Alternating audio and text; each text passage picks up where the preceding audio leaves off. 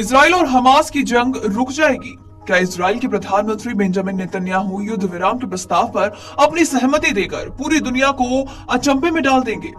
क्या है अमेरिका का प्रस्ताव जिस पर पूरी दुनिया की निगाहें टिकी हुई हैं?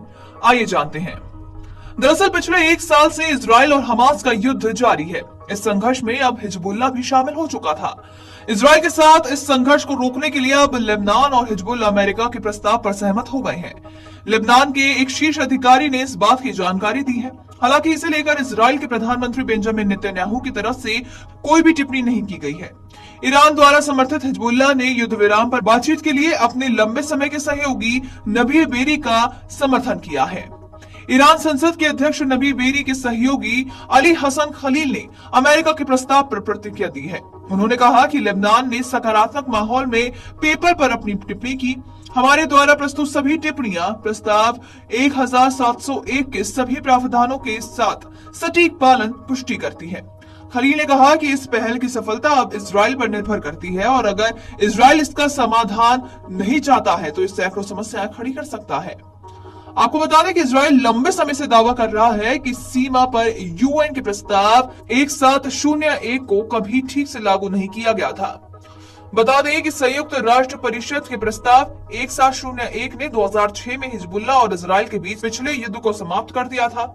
इस प्रस्ताव के अनुसार हिजबुल्लाह को लेबनानी इजरायली सीमा और लितानी नदी के बीच के क्षेत्र में कोई सशस्त्र उपस्थिति नहीं होनी चाहिए। ये सीमा से लगभग 30 किलोमीटर उत्तर में बहती है। आपको बता दें कि लेबनान ने इजराइल पर अपने हवाई अड्डे में युद्धक विमान उड़ाने और नियमों के उल्लंघन करने का आरोप भी लगाया है।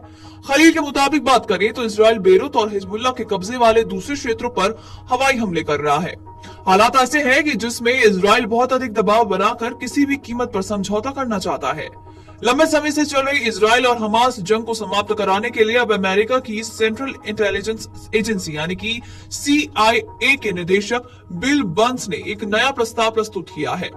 इस प्रस्ताव के तहत हमास को इजराइल के 8 बंधकों को मुक्त करने और इसके बदले गाजा में 28 दिनों का सीज फायर लागू करने की पेशकश की गई है।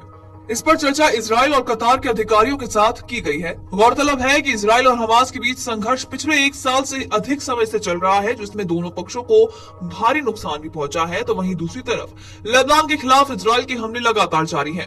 इजराइल ने मध्य बेरूत में दूतावासों और सरकारी मुख्यालयों के पास रॉकेट दागे हैं। मीडिया रिपोर्ट के मुताबिक बात करें तो 2 रॉकेट घनी आबादी वाले आवासीय क्षेत्र जौक अल ब्लाट पर गिरे हैं।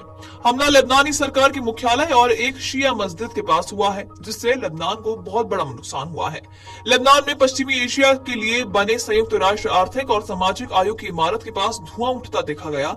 इलाके में एम्बुलेंस के सायरन भी गूंज रहे थे और हमले में घायलों को लेकर अभी कोई भी स्पष्ट जानकारी सामने नहीं आई है।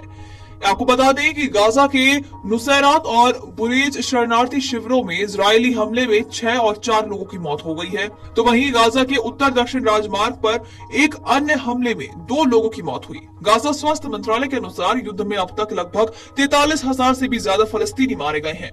इनमें महिलाएं और बच्चे भी काफी बड़ी संख्या में शामिल हैं।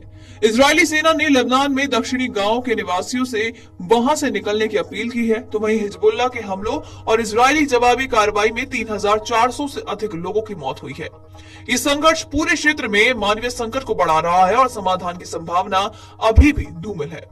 गाजा में हमलों के अलावा इजरायली वायुसेना यानी कि IDF ने लेबनान की राजधानी बेरूत के दक्षिणी उपनगरों को निशाना बनाया गया और सेना ने वहां के 7 मकानों को खाली करने की चेतावनी दी थी और ये क्षेत्र हिजबुल्लाह का गढ़ माना जाता है।